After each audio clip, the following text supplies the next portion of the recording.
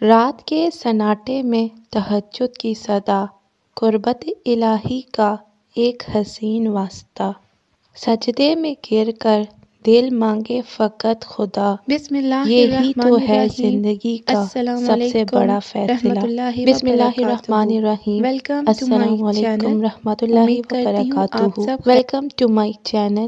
امید کرتی ہوں آپ سب خیریت سے ہوں گے۔ تہجد ایک عظیم عبادت ہے جو انسان کو اپنے رب کے قریب لے آتی ہے۔ یہ رات کے خاموش لمحوں میں دل کی گہرائیوں سے دعا اور شکر گزاری کا وقت ہوتا ہے۔ یہ ایک ایسا تحفہ ہے جو انسان کے ایمان کو مضبوط کرتا ہے اور زندگی میں سکون لے کر آتا ہے۔ ایک سسٹر کا کہنا ہے کہ ان کا رشتہ بہت ہی عجیب طریقے سے دے پایا تھا۔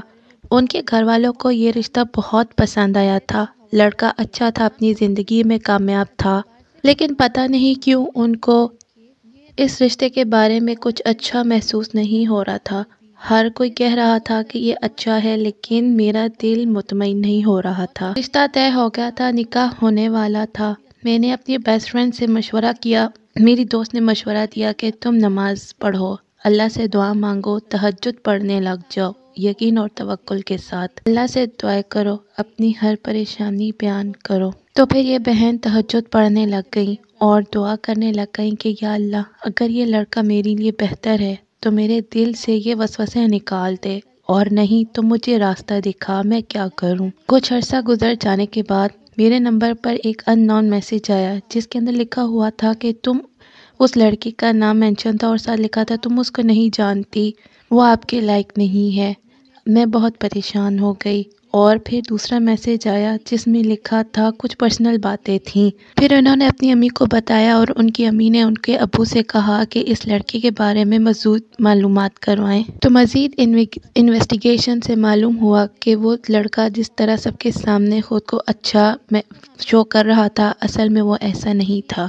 سامنے کچھ تھا اور اصل حقیقت اس کی کچھ اور تھی۔ یہ سن کر مجھے بہت دکھ ہوا، لیکن دوسری طرف مجھے خوشی تھی کہ اللہ تعالیٰ نے میری مدد کی اور مجھے راستہ دکھایا جو میرے لیے درست تھا۔ خیر، یہ رشتہ ختم ہو گیا اور کچھ مہینوں کے بعد میرا دوسرا رشتہ آیا جو کہ طے ہو گیا۔